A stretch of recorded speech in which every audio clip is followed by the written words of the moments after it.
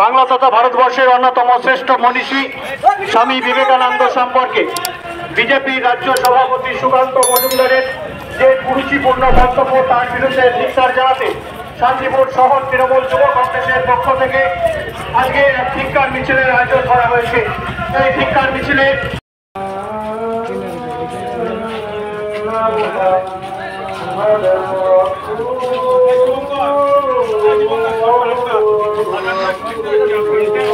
শান্তিপুর শহর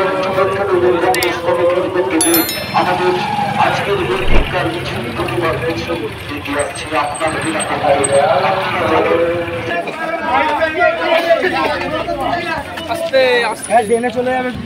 গীতা আমাদের জীবনের একটা দর্শন, এটা নতুন করে কিছু বলার অপেক্ষা রাখে না। এবং গীতা পাঠ অত্যন্ত শ্রদ্ধার সাথে কোথায় হয়, এক একজন ব্যক্তি বিশেষ, পুরোহিত বলুন, ব্যক্তি বলুন, তিনি মন্দিরে গীতা পাঠ করেন, কেউ নিজের গৃহে গীতা পাঠ করেন, কিন্তু সমবেত কণ্ঠে গীতা পাঠ কখন হয় যদি আপনাদের জিজ্ঞাসা করি, আপনারা সমস্যারে একটাই কথা বলবেন। বলুন কি একসাথে 5 জন 10 জন 20 জন গীতা পাঠ করে কখন করে বলুন তো? যখন কোথাও শ্রাদ্ধ বাসর হয়, শ্রাদ্ধ অনুষ্ঠান হয়, তখন সবাই মিলে গীতা পাঠ করে।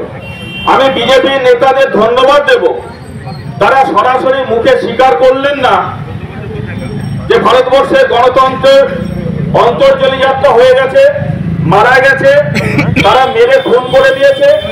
গণতন্ত্রের শ্রাদ্ধ বাসর হচ্ছিল ব্রিগেডে গত পরশুদিন, এটা তারা স্বীকার করেনি মুখে, কিন্তু সেই শ্রাদ্ধ বাসর উপলক্ষে লক্ষ্য কণ্ঠে গীতা পাঠ করে বলে দিল যে ভারতবর্ষের গণতন্ত্রের শ্রাদ্ধ হয়ে গেছে, মৃত্যু হয়ে গেছে, শ্রাদ্ধ বাসরে আজকে গীতা পাঠ করা হয়েছে, এটা স্বীকার করে নিল।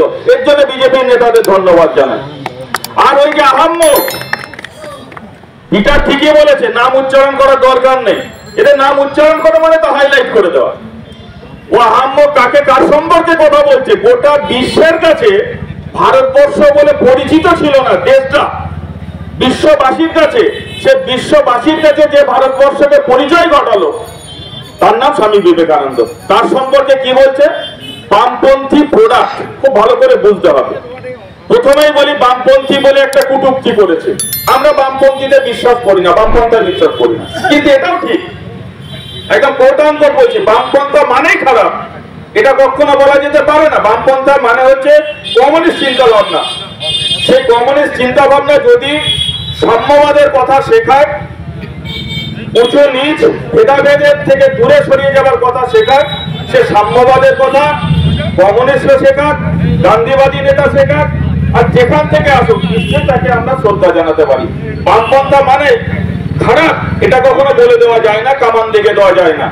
তাই এই কটূক্তিটা বামপন্থী বা কমিউনিস্ট চিন্তা ভাবনার সম্পর্কে যেমন করে বিকৃত করেছেন, ধিক্কার জানাচ্ছি।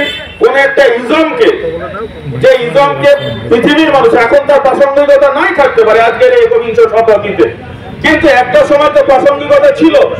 সেই বামপন্থাকে যারা এইভাবে কটূক্তি করেছে সেটাও আমরা ধিক্কার জানাচ্ছি প্যারালালি। যেটা সব থেকে বড় কথা যে উনি প্রোডাক্ট বলছেন, বামপন্থী প্রোডাক্ট, এবং বামপন্থী যারা তাদেরকে কমরেড বলা হয়। জীবনে কত কিছু পাওনা থাকে। হায়রে, স্বামী বিবেকানন্দ যদি বেঁচে থাকেন, এখন থাকতেন, তাহলে কি বিবেকানন্দের নামের আগে কমরেড স্বামী বিবেকানন্দ লেখা হতো নাকি? ওই জানোয়ারটা ওই যে কি বললো নাম আহাম্মক টাম্মক, আমি এত শুদ্ধ ভাষা দিতে পারি না। শান্তিপুরের মানুষ, শিক্ষিত মানুষ, সচেতন মানুষ, কিন্তু আমি ভাই অত শিক্ষিত নয়, অত সভ্যবদ্ধ ভাষা দিতে পারবো না। ওই জানোয়ারটা বিবেকানন্দ সম্পর্কে বলছে প্রোডাক্ট। আমার অনমাইক, এর বেশি কিছু বলার ধৃষ্টতা আমার নেই, দিতে চাইছি না, কিন্তু উনি প্রোডাক্ট বলছেন, অর্থাৎ পণ্য। স্বামী বিবেকানন্দ পণ্য হয়ে গেল। এরা নাকি হিন্দু ধর্মের পৃষ্ঠপোষকতা করছে। স্বামী বিবেকানন্দ হিন্দু মুসলিমের পৃষ্ঠপোষকতা আলাদা করে করেনি, তিনি ধর্মগুরু পড়ে, ধর্মগুরু স্বামী বিবেকানন্দ পড়ে। আগে তিনি মহান দার্শনিক, তার দার্শনিক চিন্তা ভাবনা, তিনি বলেছিলেন কি, যে কথাটা নিয়ে সমালোচনা হলো, দীপঙ্কর বলেছে, সবাই বলেছে, ব্রজবাবু আরো ব্যাখ্যা দিয়ে অনেক ভালো বলবেন, তার এই বিষয়ে অগাধ পাণ্ডিত্য আছে। গীতা পাঠ অপেক্ষা যুব সমাজের উচিত মাঠে গিয়ে ফুটবল খেলা। কথাটা কখন বলেছিলেন? ব্রিটিশের বিরুদ্ধে যখন লড়াই করার দরকার, সেই সময় তিনি এই আহ্বানটা রেখেছিলেন যে গীতা পাঠ করে তুমি ঘরের মধ্যে যদি ঢুকে যাও তাহলে ব্রিটিশকে তাড়াতে পারবে না। বলিষ্ঠ শরীরের অধিকারী হতে হবে, দেহ সংস্কার ভালো করতে হবে, তোমাকে হৃষ্টপুষ্ট হতে হবে, শরীর চর্চা করতে হবে। তার প্রতীক হিসাবে তিনি বলেছিলেন ফুটবল খেলো গিয়ে মাঠে। আর সেটাকে বিকৃত করে বলছে বামপন্থী